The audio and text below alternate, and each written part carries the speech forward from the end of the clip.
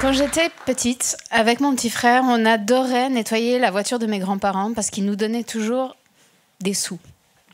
Si vous aviez été à leur place, combien auriez-vous donné à chacun d'entre nous? Je vous laisse avec cette réflexion.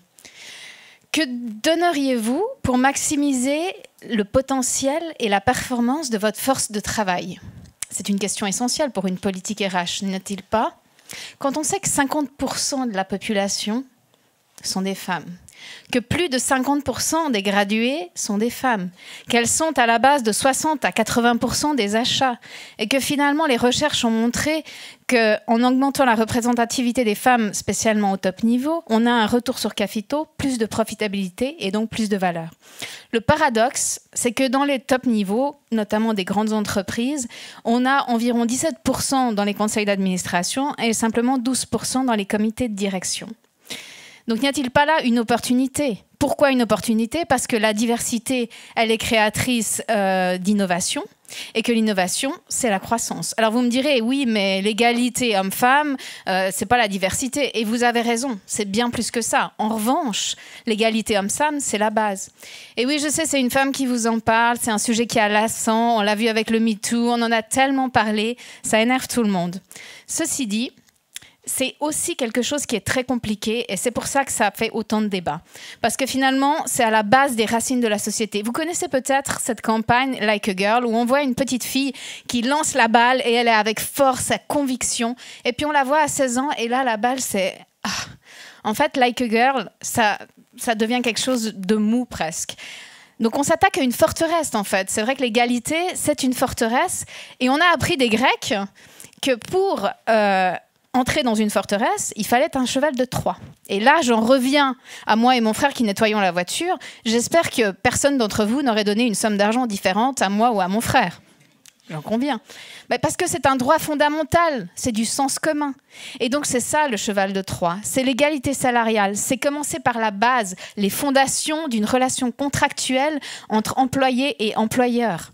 Et puis, ça va vous permettre vraiment de faire une audit quantitative, une audit qualitative, et ceci afin de pouvoir vraiment prouver que vous payez de manière égale.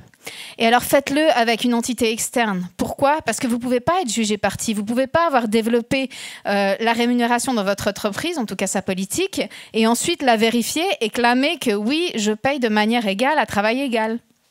Donc nous, ce qu'on a fait, on a utilisé la fondation Equal Salary, une fondation à but non lucratif, qui a une méthodologie très solide, reconnue par la Confédération et la Commission européenne. Et donc, ils ont fait un audit quantitatif et qualitatif. Ça va beaucoup plus loin qu'une analyse statistique. Ça permet vraiment d'engager les leaders parce qu'ils vont être interviewés, parce qu'ils vont devoir communiquer aux employés, ils vont devoir vraiment s'engager, engager des ressources aussi. Et donc, ça permet de commencer vraiment des conversations sur des sujets qui sont essentiels, avec des faits, des chiffres concrets. Donc dès qu'il y a quelque chose qui n'est pas cohérent, ça saute aux yeux.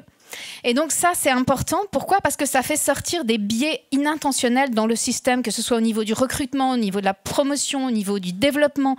Et c'est ça, en fait, qui gangrène le système et qui fait qu'il est très difficile, il est plus difficile parfois pour les femmes ou pour d'autres minorités d'arriver dans les hautes sphères.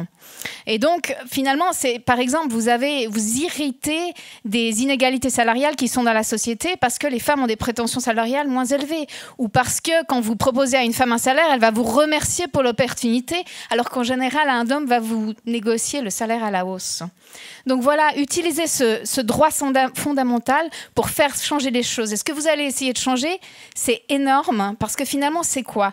C'est faire en sorte que les employés soient reconnus par rapport à ce qu'ils produisent, par rapport à ce qu'ils apportent à l'entreprise, et non pas simplement par rapport à ce qu'ils soient un homme, une femme. Et finalement, c'est faire en sorte que ces minorités, elles soient conscientes de ces biais et qu'elles puissent les contrecarrer, comme l'a fait par exemple Serena Williams, quand un journaliste lui a dit finalement, vous êtes une des plus grandes athlètes féminines. Elle a dit quoi? Elle a dit, je préfère qu'on parle d'un des plus grands athlètes féminins, sans utiliser le féminin. Donc finalement, si je vous dis pilote, si je vous dis leader, si je vous dis chirurgien, vous allez penser quoi? Moi, sincèrement, l'image qui me vient, c'est un homme. Pourquoi? Parce que ça fait partie de ma socialisation et de mon éducation et que malheureusement, j'ai cette présomption de compétence à l'égard des hommes par rapport à ces métiers-là. Donc ma question, c'est quel sera votre cheval de Troie contre la présomption de compétences et permettre finalement des vrais changements de fond au sein de l'entreprise? Merci.